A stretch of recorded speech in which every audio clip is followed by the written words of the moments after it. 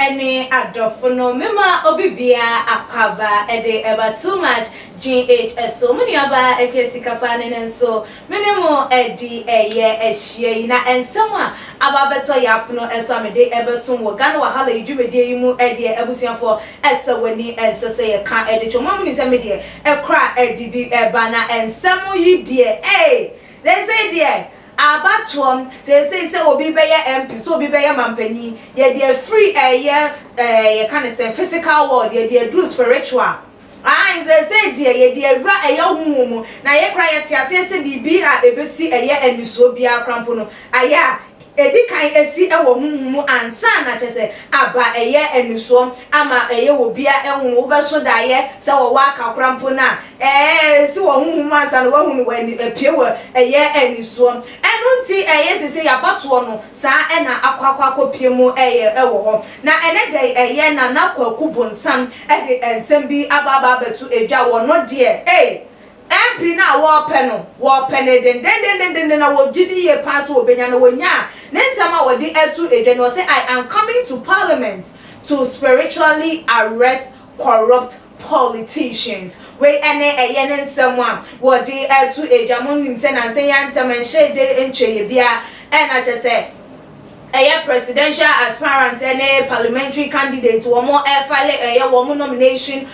forms electoral commission na kacha say the be one betimi esi akan na abato no Ghana for betimi do one kokromoti akwa tintim so de ama wom say the munim say MPP de mampani his excellency na nadoda kwa Akufo-Addo na edi kan ede ama mo ene biom so no NDC so former president John Dramani Mahama wono susom na wono AC akandama donkuma wo mrahyebeja efie na yekọ offenso nofa both MPP ni NDC wo candidate no wo file wo nomination forms dada wo hono na susom nana kwaku bonsam ama enukrampo ambo ni husa wono wogina ho se independent candidate no wono so enada ya wada no on the 8th of October 3:30 p.m. and wono so edene de ekokoto hono mo so ekofele ni nomination form offenso North Electoral Commission hono na eno na chese okoko piemu Kesben FM womo etwetwe enkomo se na okonfo awaye wajen se wo pese wo ye MP offenso North na ebiemu so betimi aba bevremu parliament anaso bepiemu wo parliamentary mu na chese enumo no krampo no watimi asan so etuketa se shepro ye dream kankan wugidi ye se ebetimi akoso de amaw se de wo hwehwe no anana no de etu edwa SM wono de wo represent papa no wo wugidi se 8th parliamentary and ebiemu so ye 4th republic ye dwumedi a ye die no pa ebetimi akoye de ama wono esan se MPP NDC wo bia edi akonya no wo hono mo pen ama obi ahu wo mo emodembo akase independent candidates so baba be de obe ono so betimi ayem na no di atu eja ese wono wo ba kuma Ghana ye say ye be fight corruption ketase hye prayer dream kankan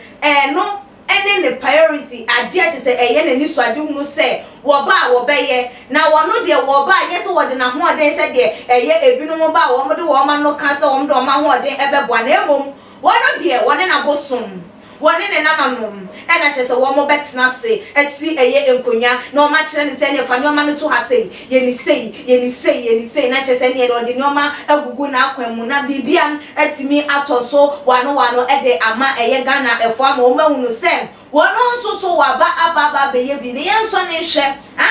hwe na eno ebetimi aboa ama dwumedi a wo hwehwe no atimi akoso na sei na wo de ne nsem no etu edwa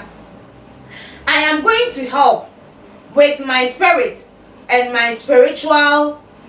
and my fetish spirit so that we stop corruption war in Ghana. I will put an end to this once and for all. If you are a politician and you have been involved in scandals, offense of either thievery or corruption or bribery, you cannot enter that house because that will be the cleansing check to the political powers of Ghana. we ene nsem a wode atu idwa na chese se wotimi ya sade we pan na chese beba be ye ensem da ho ye betrom wo Ghana ye book of records mu ama ye hunu se ye fetish priest bi ebayem ebebedi wo man yi eso wo be ye MP ebebe ye mampani ema enum no krapo no wotimi atu ketase hye ene proye dream kankan ase na eno ebetimi aboa so ama Ghana ye ni so ade hu etimi aba emu ede amaye entina chese wono de osusu sem say de ye MPP amanyokuo na ete eso ewo ne mpotemo eho no mu achese ye ni abema ye honorable Augustine Collins in team na ye MP ede ewo ho no ma chese wo ye MPP amanyokuo na so no ensi ne kwan se wono susu engina because eno nko kra de wono obetimi adidwuma wo mo ede na abroso ede asen yesa ede amano na abusuafo ensem we ebebeto eye apono so no Ghana fo binum si ene na anya yeka o se ye konfo be ye MP na obetimi na bosom etimi ayeden ebu o man ene ebi se na chese ye san akoye titi mrebo because ye nananom wo mo de okonfo no chimo ene start ye chichiri kro ne ho kro ne ba enti se ye san ede eye okonfo se ba be ye MP ama na emre bi beba ma wo baba be pre ye presidential city pa ede a ene na enyomamu ebe ye dem because na mo bre krapo no wo mo amfa no betesa ne krapo ye se ye ni afia ye hu Kristo krapo na enyomamu ayeden ne ye se beko ye dada mu ene ne den na ebesi abusuan wujidi ye se ye nua be ma ye papa ye na kokubu nsam ne decision ana dente wode ne nsam tu edwa osusu se ye nto aba enfoma no ne kwan so ano na hu be hia se ye important of so edi ne ni ebedi wo mo achi na wo mato aba ama no aso na hwe ana se ye ntwa ne nsam no emo because ye ntimi ensan enkonkofa ye ya bosom ensan ememebu omanyi ebim wadin ekire wo bia no fabram too much GH comment section like your videos na share all the social media platforms eso meeting ede ekesi kapa that's me yebesane shia makram too much GH we boy wate shout out to your fans and everybody who is watching too much GH me dey Isaiah Kodwampo obetun afem the great ampo mbrembren wonu me nka mo ni hwe too much GH mo ye too much na me so me ye amo fire too much GH. Many have come and many have gone, but you are a great Kankambuka ability, worth being beheld by every optical nerves. That saith the papacy. Keep watching Too Much GH,